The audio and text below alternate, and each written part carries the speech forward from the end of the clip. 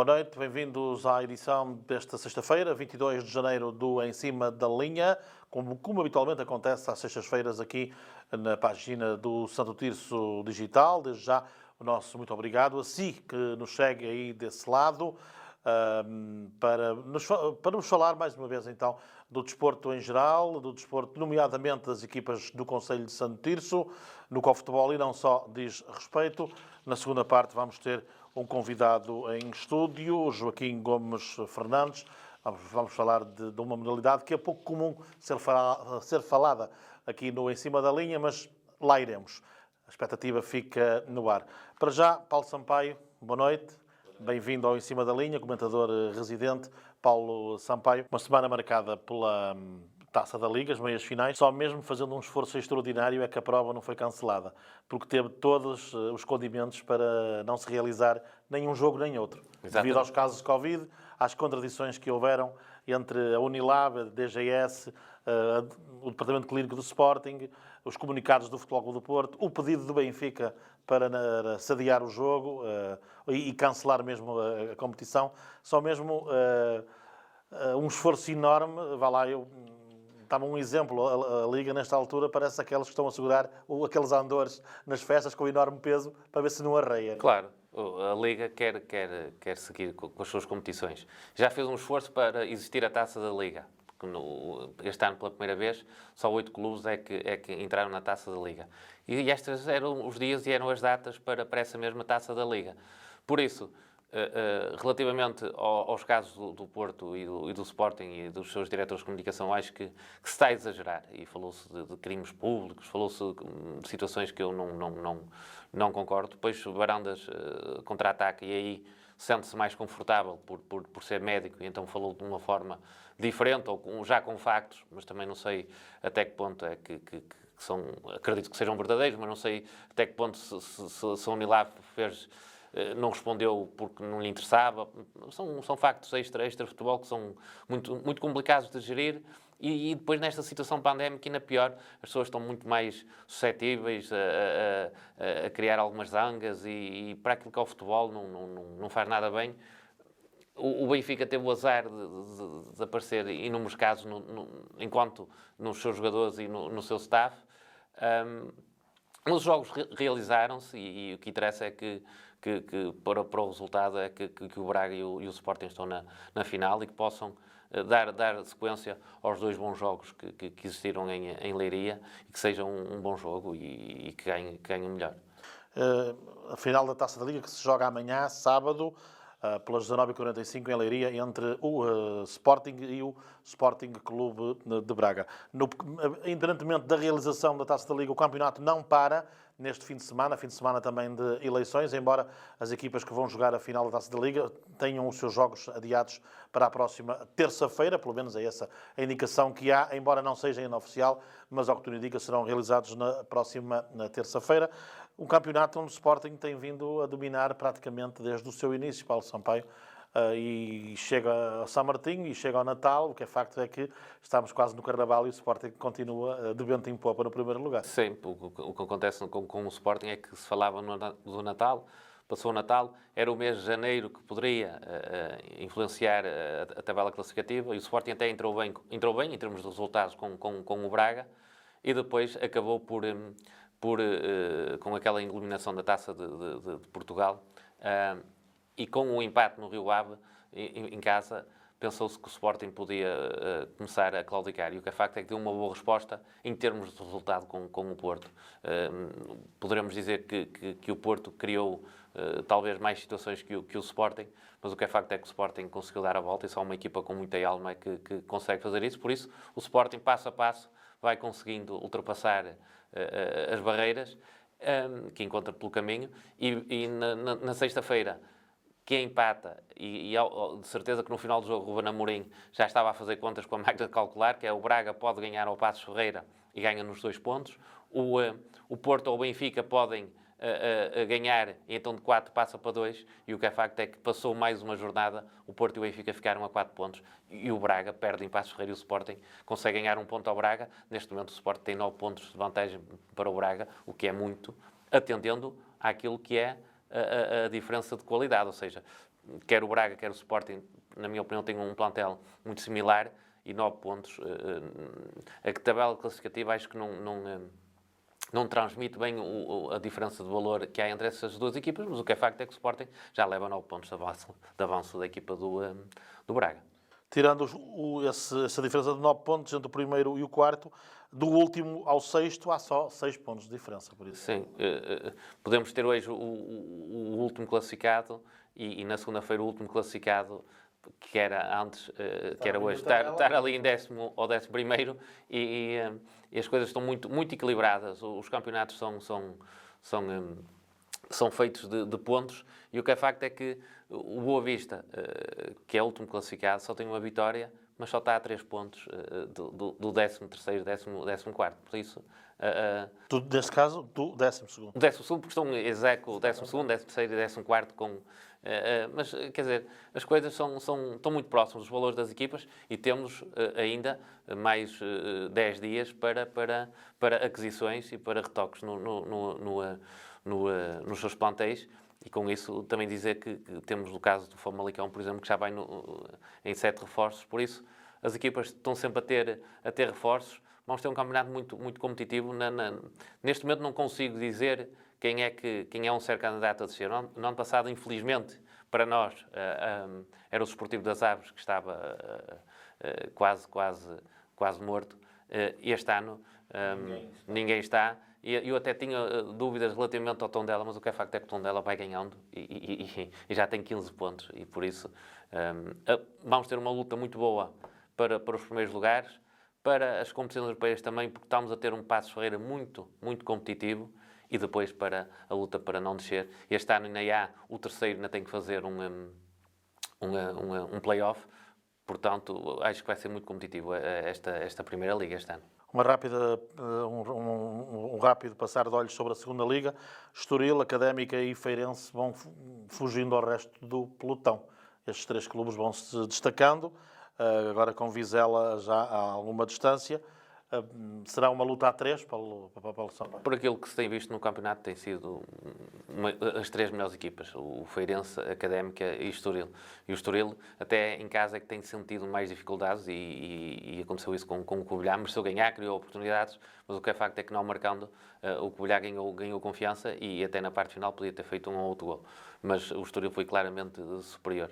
A Académica é uma equipa que pontua sempre, vai ganhando e depois perde poucas vezes. E com o Benfica teve a perder e conseguiu sempre chegar ao empate. E foi na parte final. O Feirense, para mim, das 3 é que tem melhores intérpretes, por isso acho que tem qualidade para lutar pela subida divisão. Aparece depois o 4º classificado, que é o Vizela, que não entrava nas contas no início da época, mas o que é facto é que a equipa vizelense está a fazer um excelente campeonato. E depois as desilusões são os Chaves, que todos os anos está para subir, mas nunca consegue. Temos um Arouca que também se dizia que podia subir, mas depois, quando chega à altura para assumir, as coisas correm menos bem. Por isso, eu acho que aqueles 3 são, neste momento, as melhores equipas na segunda Liga. Caminhamos para o fecho desta primeira parte do Em Cima da Linha, sem antes lhe falarmos do Campeonato de Portugal, como é óbvio, esse derby do passado domingo, que tiveste a oportunidade de ver e de comentar para as páginas da Associação Recreativa São Martinho e do Santo Tirso Digital. Vitória do São Martinho por 2-1, que aproxima o São Martinho da luta pelos 5 primeiros classificados. O São Martinho tem 15 pontos, está em 7º lugar, está apenas a 3 pontos do primeiro classificado, que é o Povidem, com 18. O São Martinho tem sempre todos os anos equipas competitivas e o seu treinador também assim o exige. Dar aqui uma palavra também ao Tirsense e relativamente ao jogo, dizer que os primeiros 8 minutos o Tirsense até acaba por fazer uns bons 8 minutos, equilibrado, até ter do guarda-redes. Do Fabrício. O Tirsense até ter bola, o São Martinho mais na expectativa e a tentar jogar em contra-ataque, e a defesa subida um bocadinho do Tirsense foi por aí que cria a situação da expulsão. E claro que a partir daí o jogo muda completamente, é o São Martinho que assume mais o jogo, criou muito mais oportunidades que o Tirsense. O Tirsense também as criou. Além do golo, o Tirsense tem mais 2 ou 3. Posso dizer que o São Martinho tem 2 e criou mais 4 ou 5. Portanto, o São Martinho é um justo vencedor. mas isto no futebol, a justiça às vezes pode, em milésimas de segundo, cair por terra. E nós tivemos o último lance do jogo, o jogador do São Martinho a tirar a bola da igualdade. Obviamente que o São Martinho foi superior, porque jogou desde os 83 minutos com mais um e mudou aquilo que seria o jogo. Por isso, foram duas equipas que tentaram, deram o máximo. Claro que o treinador do São Martinho tem que estar mais satisfeito porque levou os 3 pontos, mas o treinador do Tirsense Quimber também não tem que estar desanimado porque a equipa concentrou-se, foi unida, quis muito, mas o São Martinho foi superior e não há nada a dizer. E assim, acontece que o São Martinho já está mais próximo da luta e dos lugares de cima. E na próxima semana, ou melhor, no fim de semana, temos um Tirsense-Pavidem que, se o Tirsense ganha ao Pavidem, baralha outra vez, porque é o primeiro classificado que perde pontos e o Tirsense pode eventualmente entrar da luta. E o São Martinho desloca-se a FAF. Um jogo também é sempre complicado. E o FAF... Agostinho Bento conhece bem o FAF. Aliás, ele mora em FAF. E costuma ser que em FAF ninguém fanfa, mas o São Martinho pode, se for organizado, pode tirar partido da equipa do FAF. A equipa do FAF, que eu gostei muito no jogo da Taça Portugal contra o Belenenses, que se tivesse tido... A gente não fala muito de arbitragem, mas se tivesse tido uma arbitragem melhor, podia perfeitamente ter eliminado o Belenenses, porque aquele lance caricato no último minuto não deu a passagem do FAF aos quartos finais. O FAF tem uma excelente equipa. Muito bem, jogos para este fim de semana, então, da Série B do Campeonato de Portugal, esse FAF São Martinho e o Tirsense Pavidem. Dizer que volta a haver disponibilidade da direção do Futebol Clube Tirsense e do São Tirso Digital para voltarmos a colaborar. Portanto, as portas voltam-se a abrir. Já há lugar na tribuna de imprensa. Paulo Sampaio não havia, se calhar acrescentaram mais algumas cadeiras que foram retiradas porque lá estava anteriormente. Estou a brincar, como é óbvio. São situações, às vezes, que no futebol, muitas das vezes os clubes entram por um caminho que não é o melhor. Eu sou contra essas situações, quer do blackout, quer não estar satisfeito com algum jornal ou com uma rádio ou televisão. Cada um faz o seu trabalho. Eu acho que não faltando ao respeito a ninguém, acho que toda a gente se pode dar. Podemos gostar mais ou menos, mas não podemos impedir as pessoas de trabalhar. Neste caso, São Tirso Digital regressa a uma casa que certeza que gosta, não tenho dúvidas que gosta muito, e as pessoas do Tirsense também veem na São Tirso Digital alguém que leva o nome do Tirsense além fronteiras. Sem qualquer margem para dúvidas. Para terminar esta primeira parte, falámos de voleibol. Da passada semana vem essa derrota de Aves em Famalicão, frente ao AVC, Académico Vôlei Clube, por 3-1. A classificação desta primeira divisão feminina de voleibol continua a ser comandada pelo Futebol Clube do Porto, com 51 pontos. O Desportivo das Aves é, nesta altura, oitavo classificado em igualdade pontual, precisamente com o seu adversário do passado sábado, o AVC. Somam ambos 26 pontos. A seguir a um curto intervalo, estamos de regresso para a entrevista da semana. Fique por aí, nós regressamos num instante.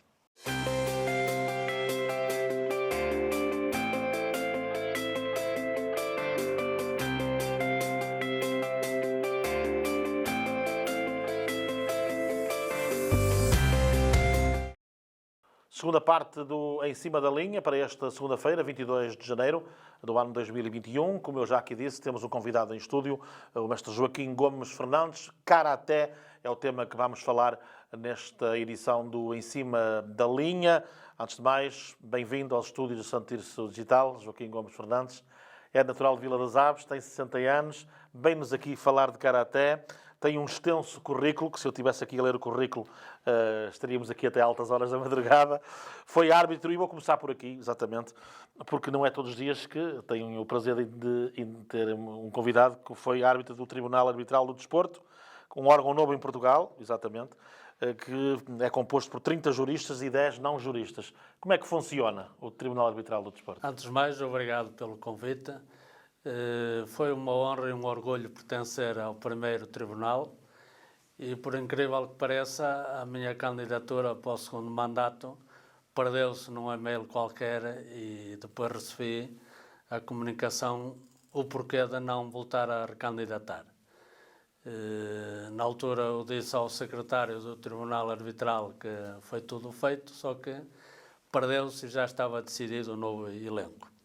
Esse tribunal funcionou esses primeiros 4 anos em Portugal, que faltava, era uma instituição que faltava para o julgamento da grande maioria dos casos esportivos, todas as modalidades esportivas, e então eu, embora não tendo licenciatura, como diz aí, eu sou dos 10 não licenciados.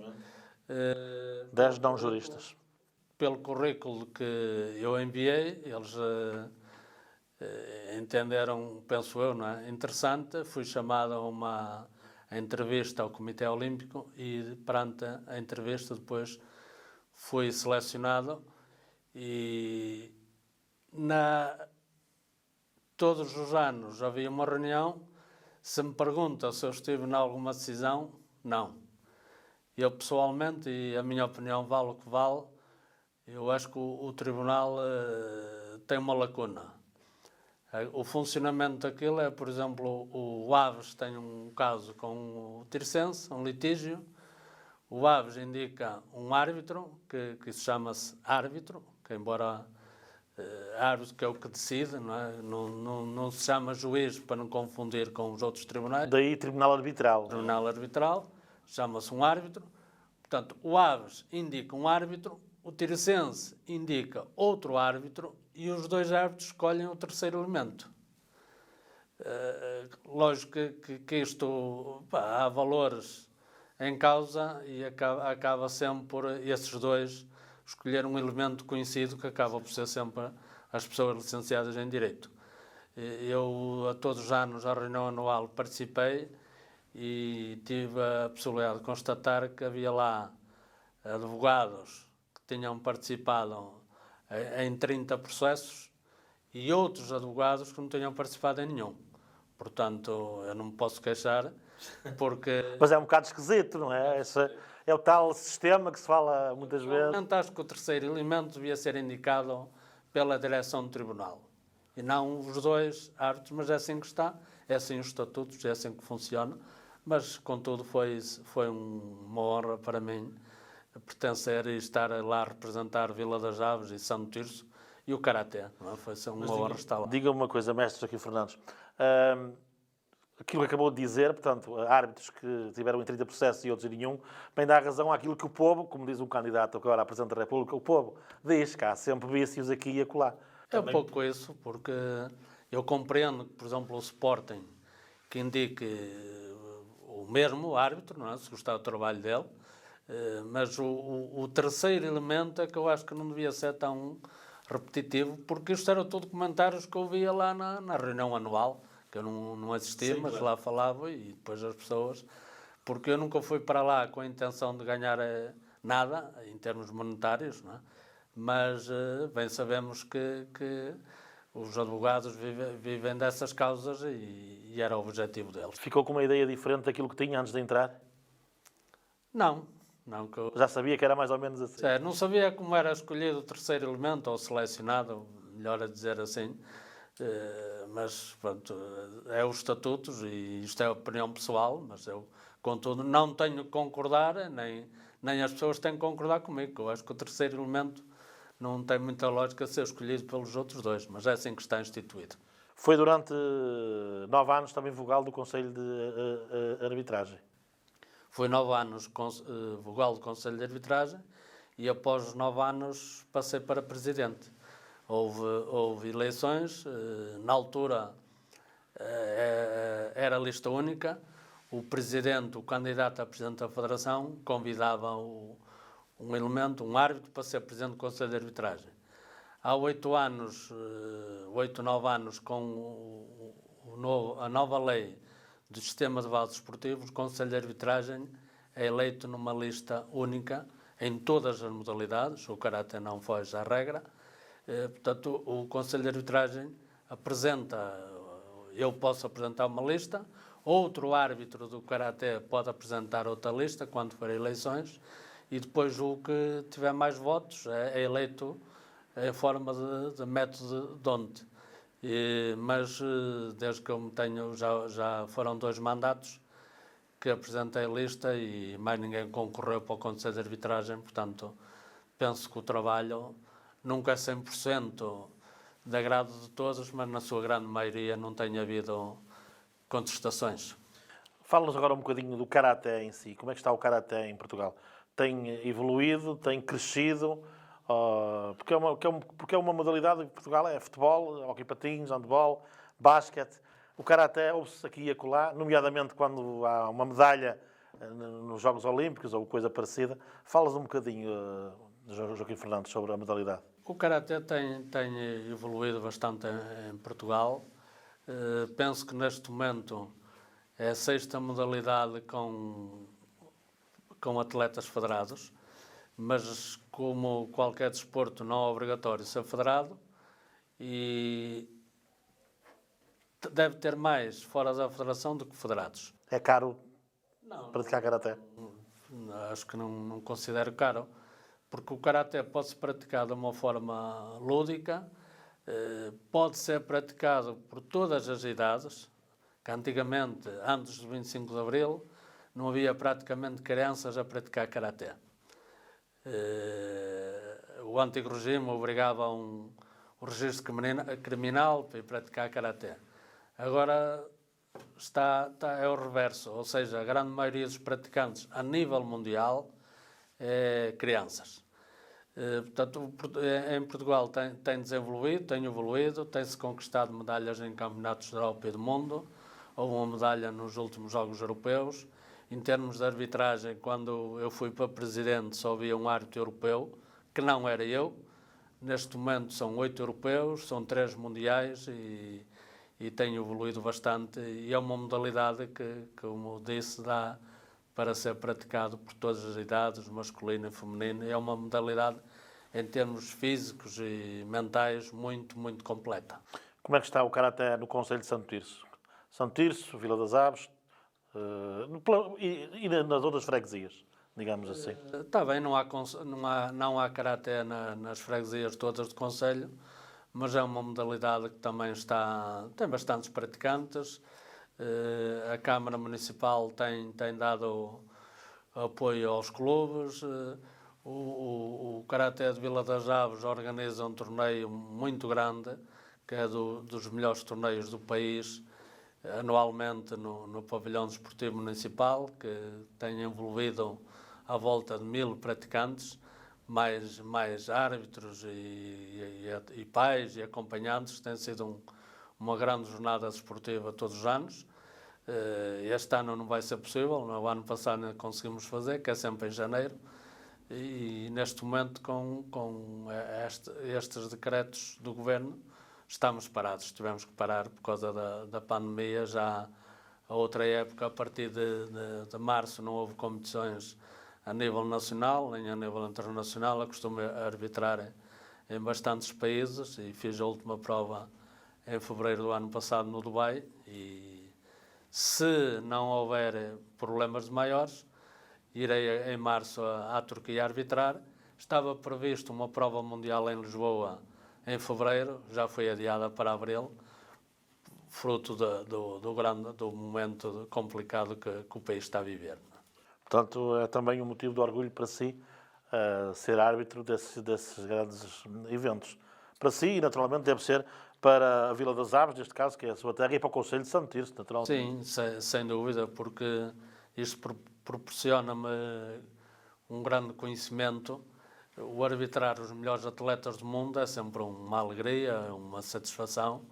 E depois, além disso, embora em muitas viagens nem dá para visitar praticamente nada, mas também me dá para conhecer. E eu há 4 anos fui convidado para arbitrar um torneio internacional no Irão.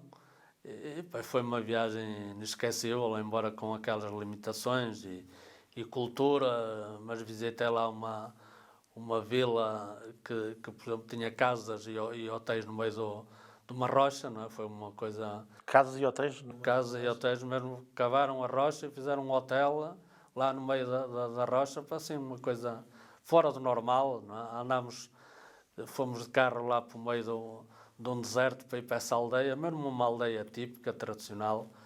Foi bem recebido, bem tratado. Sabemos que aquele povo tem uma cultura própria. Completamente diferente. Completamente diferente. Eu, por exemplo, Não, eu ia dizer impressionado, não é o termo que eu já sabia, mas mal o avião aterrou, todas as mulheres que estavam dentro do avião a tapar a cabeça. É por isso que às vezes quando se fala na liberdade religiosa é complicado. Eu lembro há uns anos a França proibiu os objetos religiosos e foi uma grande crítica. Quem quer ir visitar o Irão, as mulheres têm que tapar a cabeça. No Irão mandam os iranianos, não é? E se quer ir visitar, tem que tapar Tem a que cabeça. obedecer às ordens. Tem que obedecer às às regras. ordens. Se não quer tapar a cabeça, não é com a burca e tapar a cabeça e o pescoço, mas pelo menos um lenço na cabeça, os ocidentais têm que... E ninguém saiu do avião com a cabeça tapada, não é? Depois no controle lá no aeroporto, as mulheres iam para um sítio, os homens iam para outro, não havia mistura, não é? A cultura deles. Por exemplo, as mulheres não cumprimentam, quando nós aqui, os ocidentais, cumprimentamos as mulheres de beijinho, não é? Mesmo não sendo familiares, agora não por causa do Covid, não é? Mas fazia-nos isso. Elas lá nem um cumprimento de mão dão, só cumprimentam o marido e não há misturas. E há castigo, não é? A cultura deles. E é um país também, perdoe-me se eu estiver errado, que o álcool é proibido. Sim. Então está fora de questão a visita ao Irão da minha parte. O álcool é proibido, mas Estou a brincar. eu tenho um árbitro natural do Irão, que vive há bastantes anos na Dinamarca, que ele diz que isso é proibido, mas que eles depois em casa, muitos deles também apanham bebedeira. Houve um treinador português de futebol, que já não me recordo agora o nome, que trabalhou lá, e que também contou uma história engraçada, que vinham à noite despejar às escondidas as garrafas para os caixotes de lixo, com medo de serem apanhados. Teve algum caso assim mais complicado para resolver enquanto árbitro de karaté? Não, porque... Que lhe fica assim gravado? Em termos de arbitragem em si, nós nas competições nunca temos polícia, não precisamos de polícia, porque as regras em si, o árbitro, se alguém se está a comportar mal na bancada, o árbitro pode expulsar o atleta. O que marcou mais foi o ano passado não, no fim de 2019, que estamos em 2021, foi quando eu fui arbitrar o Campeonato do Mundo ao Santiago de Chile, que penso que a memória de toda a gente, naquele momento de quase guerra civil, que havia aquelas manifestações todas. Sim. Eu ainda tive que passar lá perto das manifestações, ainda levei com gás lacrimogéneo, porque tive que passar perto deles, mas não fui agredido, ninguém me fez mal algum. Foi assim uma viagem marcante por essa parte. Estavam lá delegações que vieram embora. E eu saí de Portugal para ir arbitrar ao Chile, sabendo que já existia aquela confusão.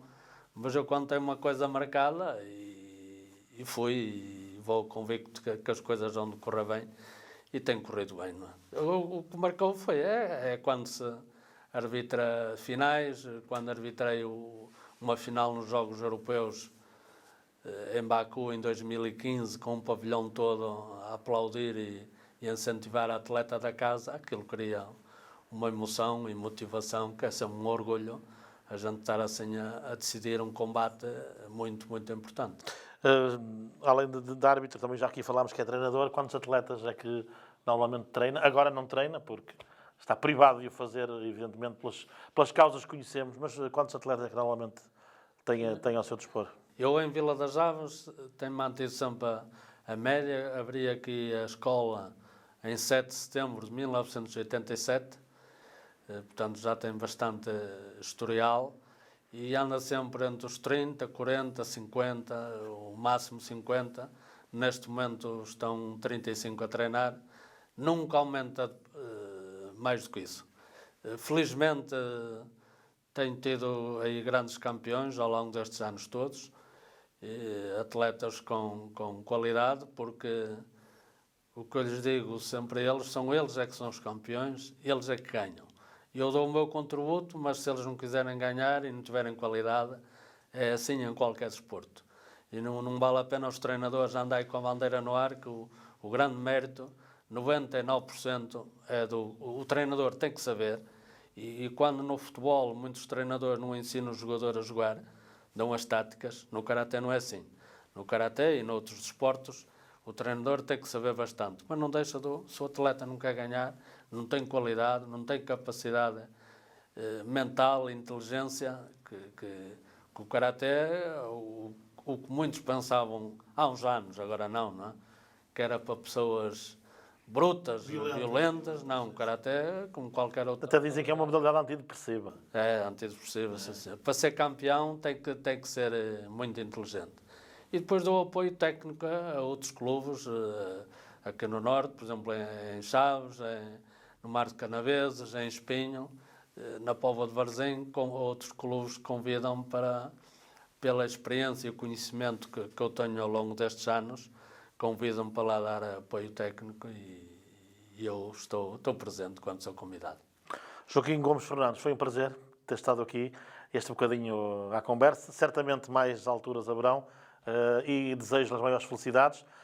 E que consiga, em março, viajar para a Turquia para esse evento, para ser árbitro de mais um grande evento, que é bom sinal, é sinal que a pandemia está pelo menos a ficar controlada. Se conseguir viajar para a Turquia e se o evento se conseguir realizar, é já um sinal que estamos a ultrapassar esta pandemia.